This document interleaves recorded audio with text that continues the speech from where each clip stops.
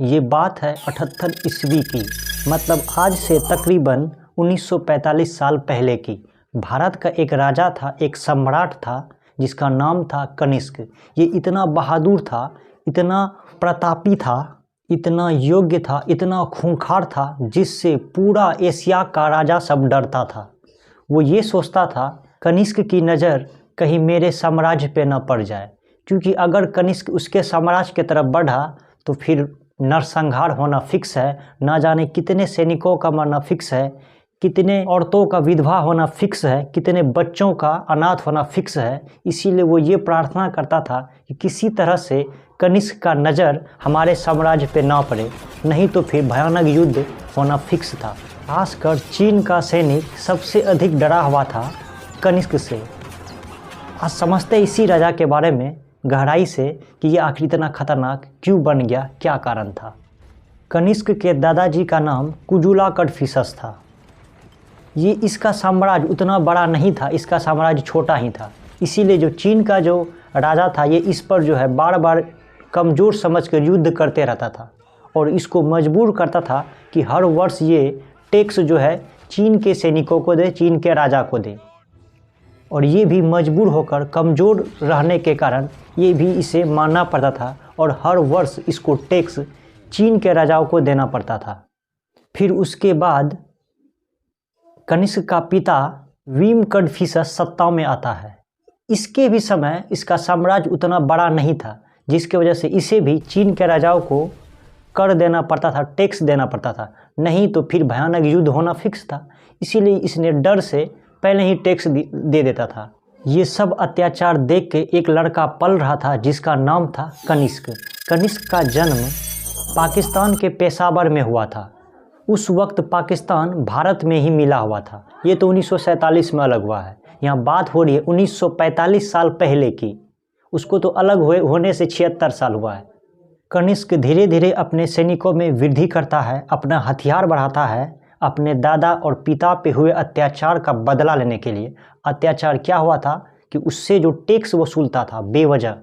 इसी बीच प्रकृति ने भी कनिष्क का साथ दिया और इसे हिंदुकुश पर्वत पर सोने का बहुत बड़ा खदान हाथ आ गया, जिससे कनिष्क इन सोने का व्यापार मिस्र तथा उसके पड़ोसी देशों में किया, जिनमें सबसे अधिक व्यापार मिस्र के साथ किया था सोने का।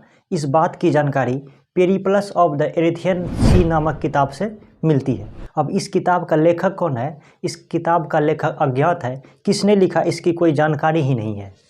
कनिष्क इन सोने से सिक्का बनाकर शुद्ध सोने का सिक्का पूरे भारत में चलाया। इसकी जानकारी खुदाई से प्राप्त किए गए सिक्के से मिलती है। इस सिक्का पर शिव जी का चित्र बना है। इससे यह पता चलता है कि कनिष्क शिव जी का भक्त था। अब तक कनिष्क के पास पर्याप्त सेना हो चुका था, साथ में उसके पास पर्याप्त हथियार भी हो चुका था। अब यह चाहता था कि हम बदला लेंगे अपने दादा अपने पिता का, और यह चाहता था कि चीन पे अब युद्ध किया जाए। लेकिन युद्ध में गलती सामने वाले की हो तो बहुत अच्छा होता है, क्योंकि कहने का रहता है कि गलती उसने किया है। अपने सैनिकों में भी इस बात का मोटिवेशन रहता है कि गलती सामने वाले की है, तब युद्ध जो है पूरे हिम्मत से, पूरे जी जान से लड़ा जाता है।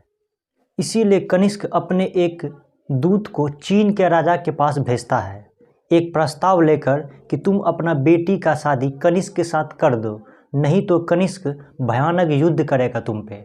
को सुनकर वो इसके दूत को बंदी बना लेता है, और कनिष्क यही तो चाह रहा था कि गलती सामने वाला करे। अब गलती वो कर चुका था, इसीलिए ये अपना पूरा सेना, पूरा दल बल के साथ चीन पे हमला करता है। यह युद्ध चीन के सेनापति बान चाओ से हुआ था, लेकिन इस युद्ध में कनिष्क को हारना पड़ता है, हार का सामना करना पड़ता है।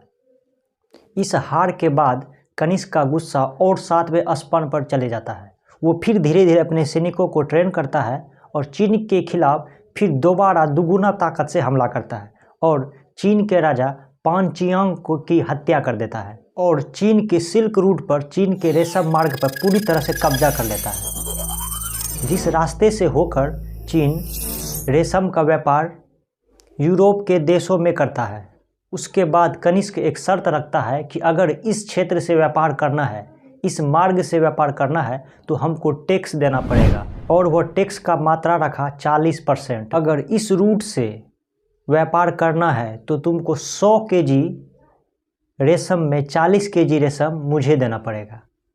इस तरह कनिष्क अपने दादा कुजुला कड़फिसस और पिता भीम कड़फिसस का बदला ले लिया।